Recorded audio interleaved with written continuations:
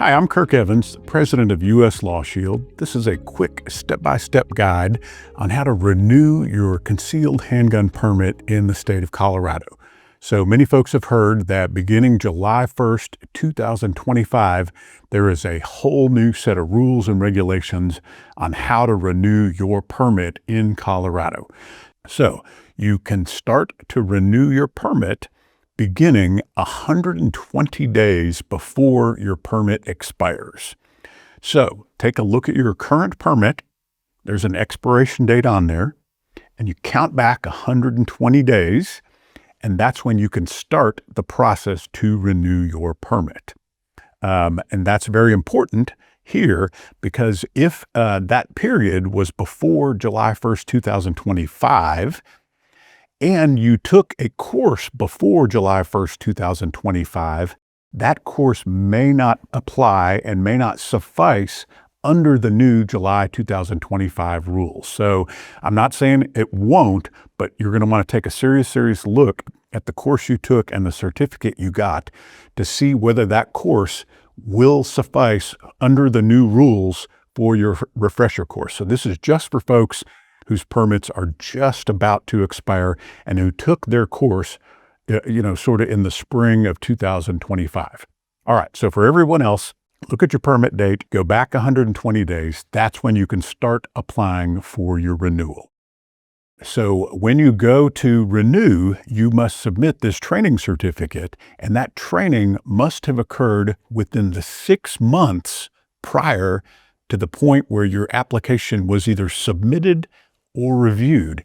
And that's another point where the counties treat this differently. Some of the websites say submitted, meaning the day you turned in your application, and others say reviewed, meaning if you put it in the mail and they didn't get to it for a couple weeks, it's going to be 6 months before they actually reviewed it.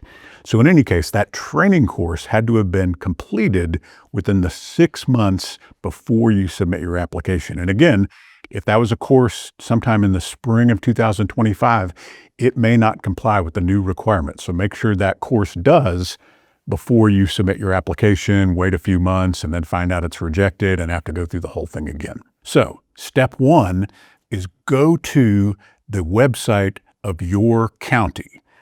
This is very important because these permits are issued by the county, by either the sheriff or some type of regulatory body in your county. The reason it's important to go to that website is because the rules and regulations, even though they are published statewide, they are treated differently on a county by county basis. And let me give you some examples there. Many of these counties, you have to go in person. Some of them, they're mail-in only. Others are entirely electronic. Some of them are by appointment only. Others are by walk-in only. Others have both. So very different things that you need to do when it comes to getting your permit. So first thing is go, Google Arapahoe County concealed handgun permit.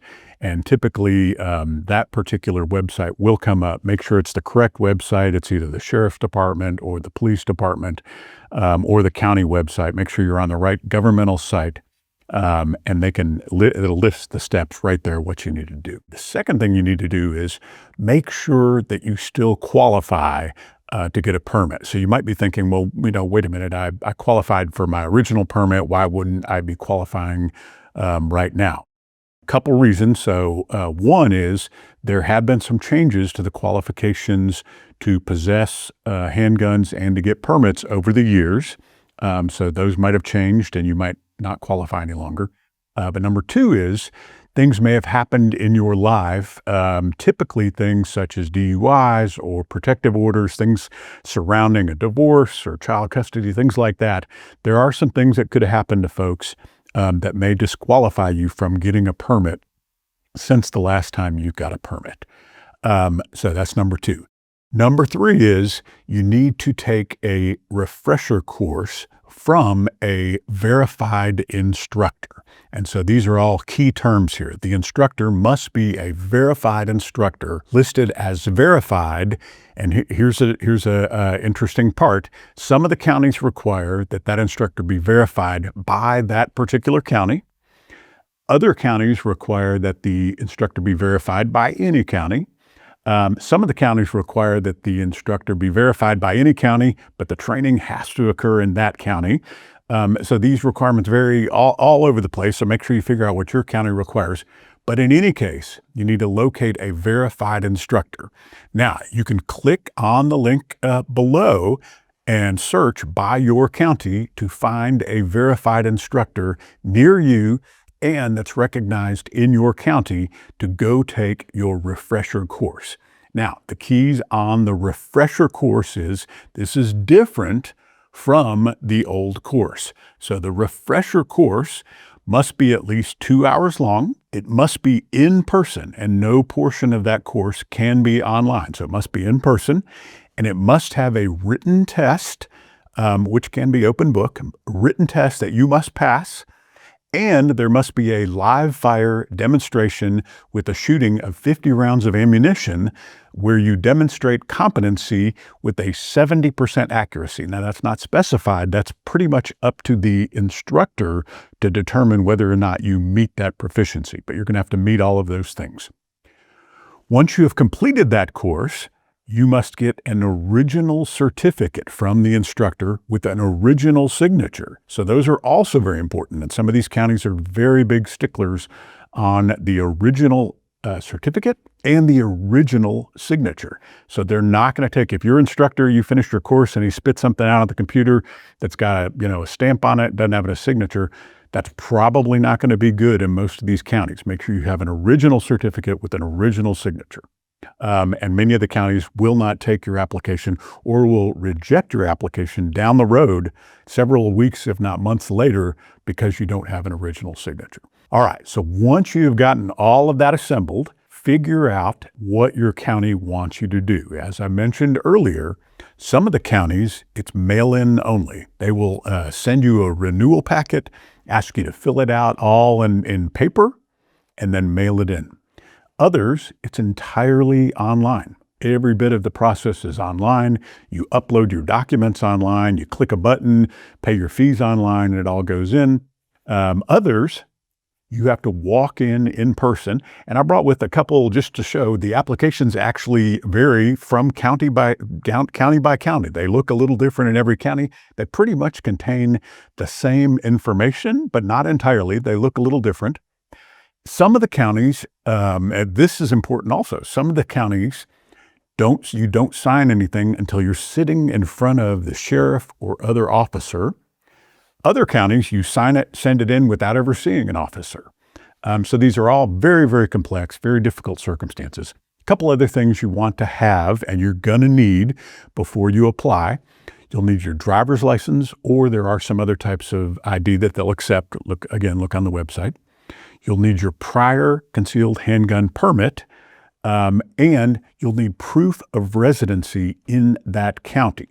So if you live in a different county than you did when you got your permit, you're going to have to apply in the county where you now reside. So for example, if you lived in Denver five years ago when you got your original permit, but now you moved down to the Springs, you're going to have to apply and get your renewal permit in Colorado Springs. There are a couple exceptions. If you own or lease property or operate a business in a different county, there's some exceptions where you might be able to get a renewal permit in two different counties. Again, you research the law, check the county website on that subject. All right. What happens if you miss the deadline? Well, the good news is you can apply up to 6 months after the expiration date of your permit. Now, your permit is still expired, mind you, okay? It does not qualify. Your permit is expired under the law, but you can still apply within 6 months. And it's kind of curious here. Before it says 120 days, but the language afterward is 6 months, which is a different calculation totally. You might actually get, different number of days versus months. It could be, 183 days if the months are calculated differently. But in any case, if you're within 6 months of the expiration of your permit, you can still apply for a renewal permit.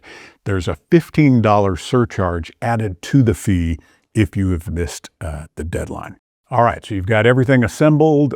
For a final time, go back to your county website, review all those requirements in detail, because remember, once you've turned these things in, the county can take up to 90 days to accept or reject your permit. And so you might turn this in, wait 90 days. It might come back and you might find out you have to go back and take another course and then turn your stuff in another 90 days. And by that time, your permit may be so far out of expiration that you may have to go back and start all over again and get a new permit all the way back from the beginning. So, make sure you've gone back to the website, you got all your ducks in a row before you turn in this paperwork. And remember, if you want to find and locate a verified instructor in your county or otherwise, click on the link in the description to locate one. Thank you for watching this video.